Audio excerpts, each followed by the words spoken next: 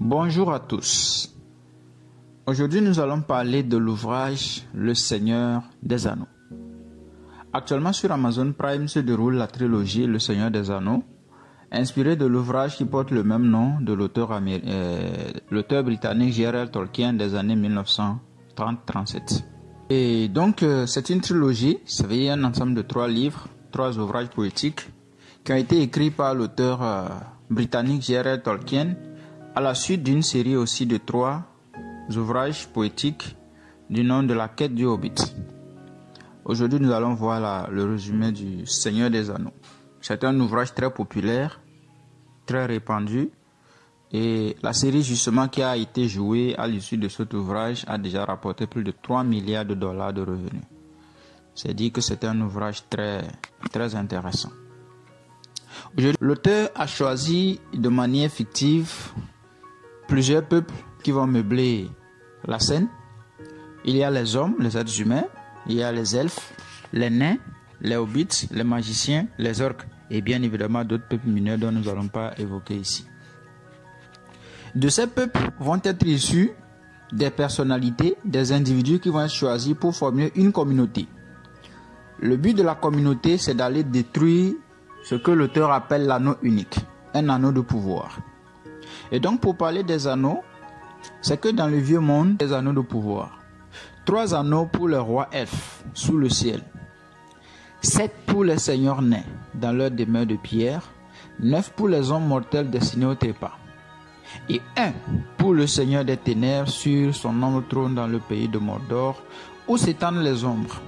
1 anneau pour les gouverner tous. 1 anneau pour les trouver. 1 anneau pour les amener tous et dans les ténèbres les lier au pays de Mordor où s'étendent les ombres.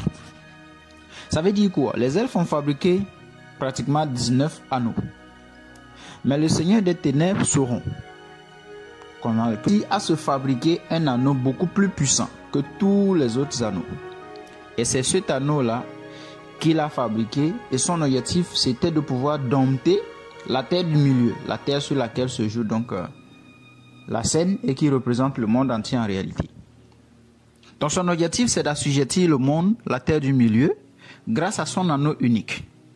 Et effectivement, il va lancer son coup dans la première série, La Quête du Hobbit.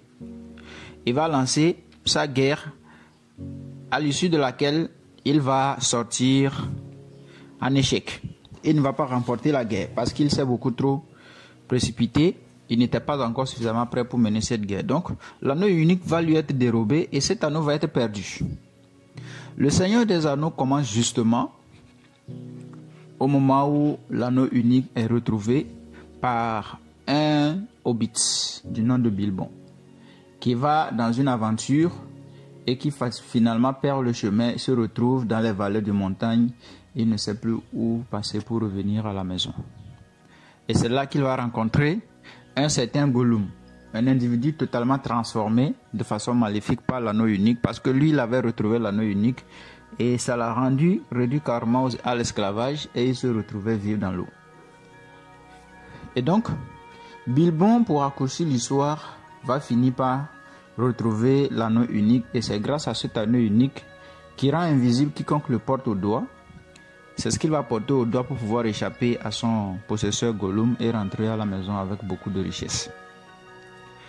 Et le magicien Gandalf, au cours de ses visites, va finalement se rendre compte que Bilbon a l'anneau unique. Il va entreprendre des recherches pour confirmer que c'est effectivement l'anneau unique.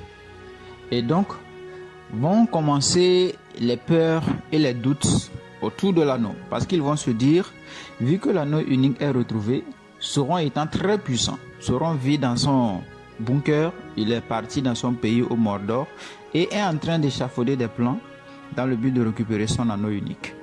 Il envoie donc les serviteurs de l'anneau qui sont des esprits qui vont parcourir le monde entier à la recherche de l'anneau. Vu que l'anneau est retrouvé, ça veut dire que du jour au lendemain, Sauron peut retrouver son anneau. Et s'il retrouve son anneau, vu qu'il a eu suffisamment de temps pour se préparer, cette fois-ci le monde serait chaos. Voici donc la peur qui règne en terre du milieu pour les connaisseurs, pour ceux qui ont vécu des milliers d'années et qui savent ce qui pourrait se passer. Des personnes comme Gandalf. Et donc Gandalf va mettre au point un plan. Le plan vise à détruire l'anneau unique. Sauf que pour être détruit, l'anneau devra retourner dans les flammes d'origine, là où il a été fabriqué. Et ces flammes se trouvent justement au Mordor, dans le pays du Seigneur des Ténèbres Sauron. Pays dans lequel des milliers de ces soldats orques sont rassemblés, attendant donc le coup d'envoi d'une guerre. Mais Gandalf va prendre le risque là de former une communauté qui va aller jusque dans ce pays pour aller détruire l'anneau. Je vous laisse donc imaginer tout le périple par lequel cette communauté va passer. Des milliers, des centaines de milliers de soldats qui sont réunis dans le pays. Mais avant ça, plusieurs éclaireurs, plusieurs espions qui parcourent le monde entier à la recherche de l'anneau. Et il faut dire que l'anneau lui-même attire de l'attention sur celui qui l'a.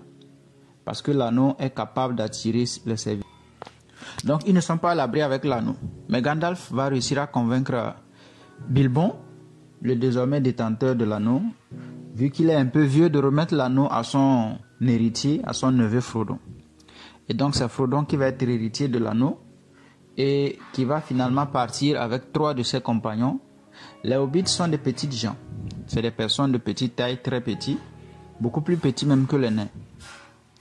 Donc ces 4 personnes vont prendre l'aventure pour arriver dans une autre contrée qu'on appelle le Foncombe, dans la maison d'un semi-elfe, semi-homme qu'on appelle Elrond. Un homme très respecté dans la terre du milieu. Et c'est dans cette maison que va se tenir une rencontre, une réunion à l'issue de laquelle la communauté de l'anneau sera formée. Cette communauté est composée donc de 4 hobbits, c'est-à-dire Frodon et ses 3 amis Sam, Merry et Pippin, un magicien, Gandalf, un elfe, un serviteur de Elrond, un nain qui va représenter le peuple nain, et puis 2 hommes, Boromir et Aragorn, surnommés Grandpa. Voici donc ainsi formée la communauté de l'anneau. Alors vous allez voir que c'est dit penser ne pas faire partie de cette communauté. Et finalement il va même se faire tuer. Donc au cours de leur aventure, ils vont rencontrer de nombreux périples.